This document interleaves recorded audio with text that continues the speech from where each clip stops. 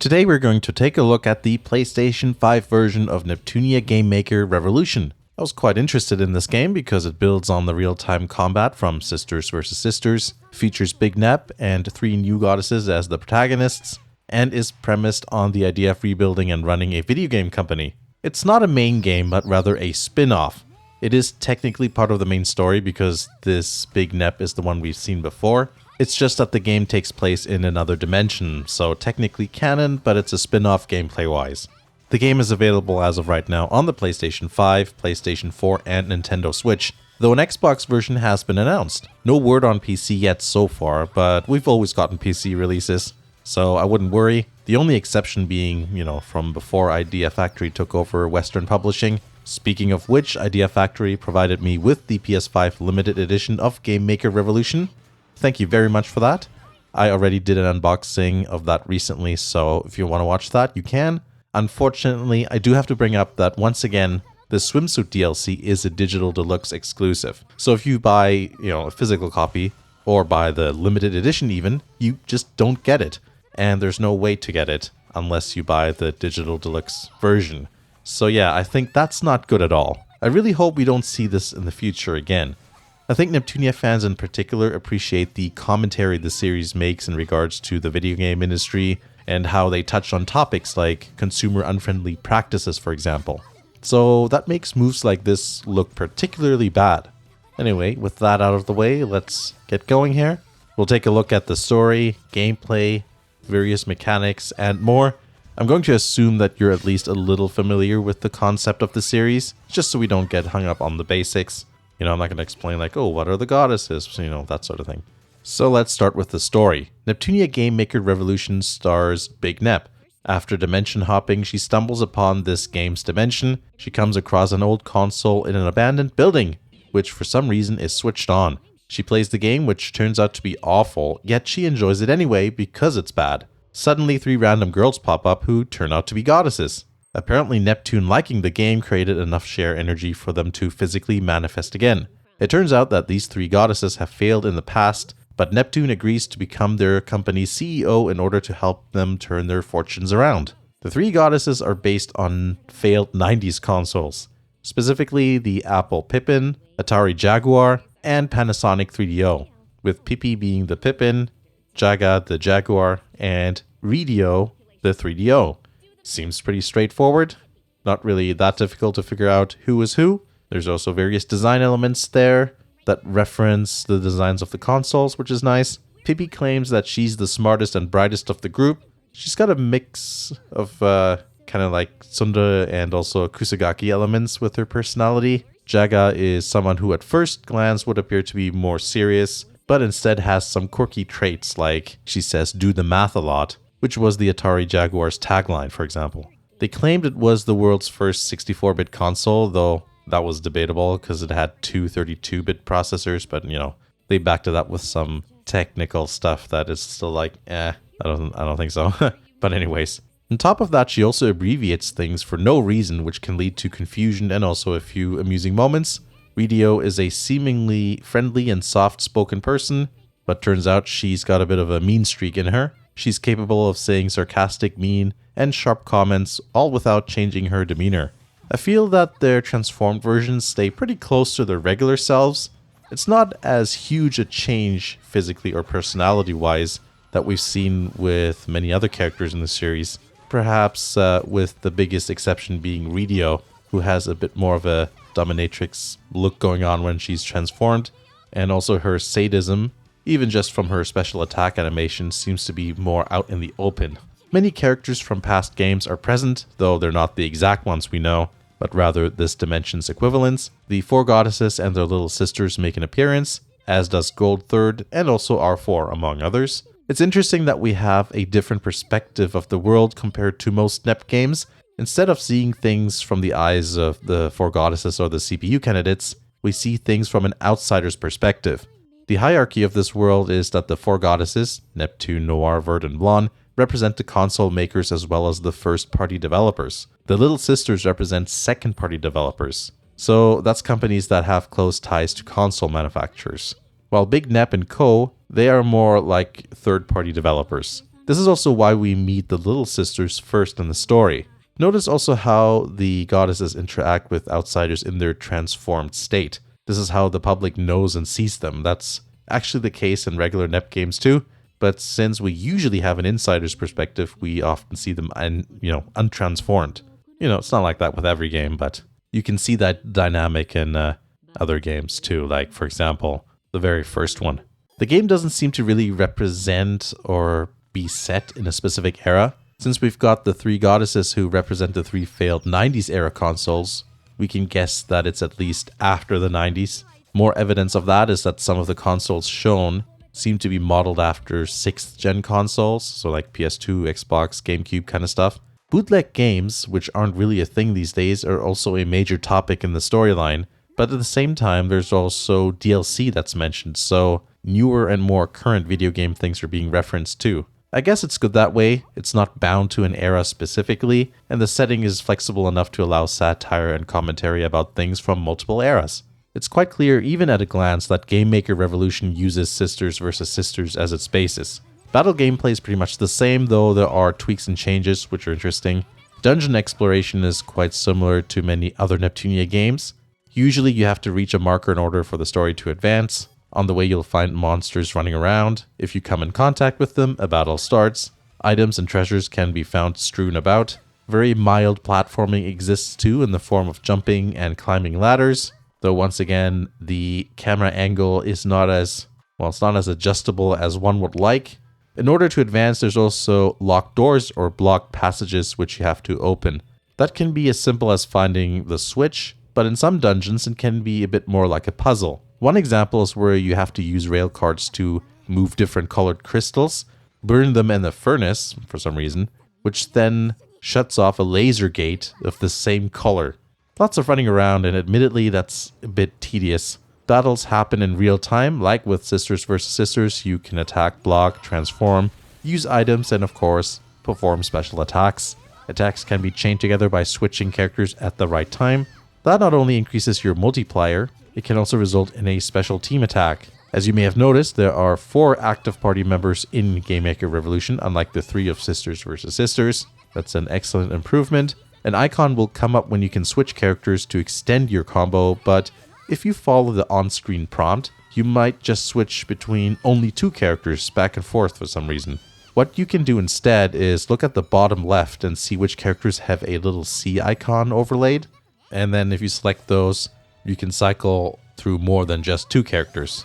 Once again, transforming isn't exactly how I would like it to work. You can't do it frequently, and when you do transform, it runs out quite quickly. Good luck trying to transform them all and then chaining their attacks together. I bet at least one will be back to normal before you can get through all of them. It's still helpful though, because transformed characters put a more sizable dent into your enemy's health bars. Characters will sometimes ask to use items. Sometimes it's for like healing, or also very conveniently for reviving fallen allies. Nice little feature so you don't have to always go through the menu and do it yourself. Though it's not a totally reliable method, I'd recommend still being proactive when it comes to using items. You can also block and dodge, though this game isn't terribly difficult, so I didn't really have to do those things. That's probably one of my bigger complaints. A bit more of a challenge would have been nice. As long as you go through dungeons without skipping too many enemies and buy the newest weapons when they're available, then you're not going to have too much of a hard time. Once you explore all of a dungeon, you can do, believe it or not, a race. This is a strange thing to include in this game, if you ask me. Basically, you race monsters around a track/dungeon. If you win, you get some items and things. The handling is like absolutely abysmal. Very clunky and unintuitive. This does not bode well for the Uzume bike spin-off game that's coming up. You can activate a boost as well as run over boost pads, but in the end, I just don't think it's a very compelling addition to the game. Like, what does it really add other than a clunky game mode? Let's talk about the game's management element, if that's the right term. The management aspect is based on a number of already established and known mechanics, like for example, Disc Developer. Essentially what you want to do is increase your market share. We've dealt with shares in most Neptunia games, so this is not a new concept. So you have your building, which is upgradable. You can do various things like choose the type of games being developed, and you can hire people with special skills and things. The disc developer things we've seen in many games, in the past make an appearance here. Like I said, I think it's an interesting way to put more emphasis on an possibly often overlooked part of the game. It's still essentially a way to create equipable discs that have some sort of effect on the character. You choose a game genre or genres, and the result is heavily dependent on the personnel you put on the job. You have to wait several real-life minutes for the game disc to be created, and there's like 4 development paths that can go on simultaneously. One of the things about Game Maker Revolution that makes it different to most other NEP games is how side quests are handled. They're kind of split up into 2 different categories, I suppose. One is through disc developer. Basically, you can accept requests and make a game slash disc that meets the criteria outlined. So as if, you're hired to make a game. In a way, it's more like a crafting sort of quest. Reminds me a bit of, how things would be in Atelier games where it's like, hey, can you make this item for me? Because that's basically what this is. The other way you get side quests is in dungeons. When you're running around, you'll meet people and they'll ask you to defeat enemies or, whatever it may be. Unfortunately, you have to go back to the quest giver, which is a pain in the ass. Because normally, you're already like into the dungeon a bit since you talked to this guy. And then it's like, oh, I have to go back now. Backtracking in these maze-like dungeons isn't exactly super fun. I prefer the old system, more like how they had it with Sisters vs. Sister through the Chirper. Another way to spread your influence is to expand your market, which is done through area expansion on the world map. It costs CP, but that shouldn't really be too much of a problem, as you get that from defeating monsters and doing quests, just like regular money. Effectively, you're expanding the area of where your games are sold. Each area also has stats like trends and market share. Each unlocked area will also have a dungeon that you have to clear.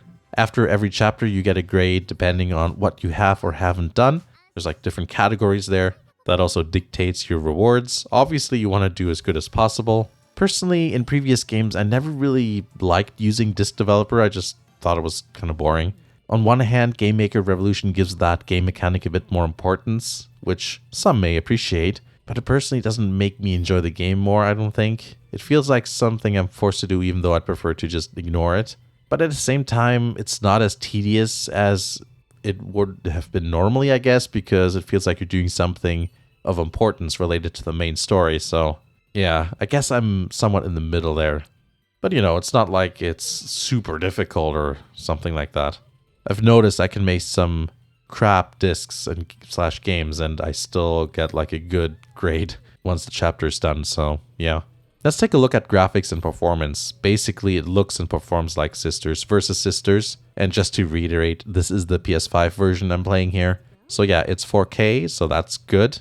It runs at 30 FPS in dungeons. That's not so good. The game plays just fine, but it shouldn't run at such frame rates on a PS5. And if you ever look up or play the PC version of Sisters vs. Sisters, you really notice how much this game would benefit with the extra frame rate. In other words, it's fine at 30, but once you go 60, it's difficult going back. I really hope we get a PC announcement soon. At least there aren't any weird slowdowns or stutters, so it is a consistent experience throughout.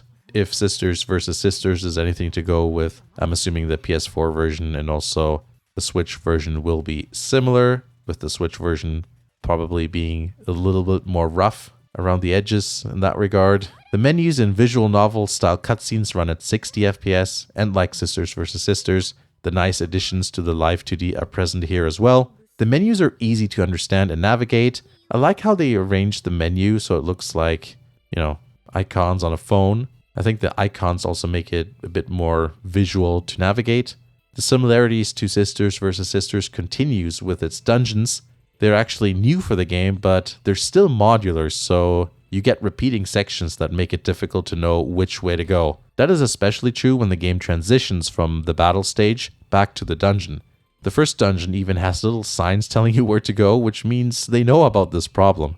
Remember how in Sisters vs. Sisters, the battles just happened on that part of the dungeon where you came in contact with the enemy? Well, in Game Maker Revolution, it handles more like the Switch port of Sisters vs. Sisters, where there's an actual battle stage. So that means there's also a victory pose, and then afterwards it transitions back to the dungeon. I think the reason for that is because many parts of Game Maker's dungeons are actually much narrower, so it would be difficult to have battles on those parts, I guess. This also means that most of the time you can't do the traditional thing of running on the edge in order to avoid fights. In fact, sometimes enemies just straight up block passageways and there's no way around. Despite being able to toggle transformations on and off, even when they're on, they're just truncated versions of, what you would expect from past games. I really want to see full-length transformations again. At least transformations end with a nice flourish, if you know what I mean. So there's that. But yeah, that's something that would be nice. I don't know, there seems to be a little bit of a reduction in fan service. I haven't really seen any, nice CGs in that regard either. I do think animations are reasonably good. Special attacks are fun to watch every now and then. And I like that the idle animation and expressions fit the characters' personalities. I should also mention that Neptunia Tower makes a return, but unlike how it was with Sisters vs. Sisters, in Game Maker Revolution, it's just the normal dungeons rather than like a specific stage. You can either try to fight everything or, skip some battles, because the main aim is to go and go through a portal there to go to the next floor, with every 10 floors being a save spot. I don't know, I don't really like that they are just reusing the dungeons. I don't know. I liked how it was its own thing in the other game, with a special stage and everything. In terms of audio, if you know Neptunia games, you know what to expect. Some games, like Four Goddesses Online and Super Neptunia RPG, had unique music, but in this case, it's standard Nep. Same thing with sound effects. When it comes to voiceovers, there's English and Japanese to choose from. Once again, it looks like the game isn't completely voiced in English. After the introduction and very first tutorials, there's a bit where you'll be met with silence, and switching to Japanese solves this. I have to say it is disappointing. This isn't unusual for the series, but I like the English dub for this series, which admittedly is somewhat rare for me. Usually I switch to Japanese right away.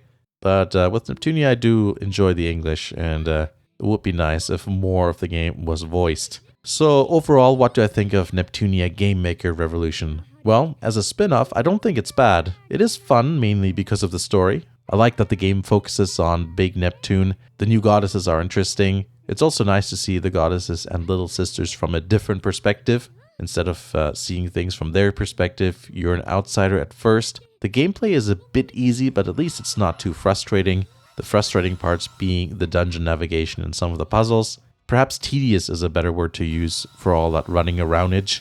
And then there's the racing portion, which just feels tacked on, but yeah, that's a thing.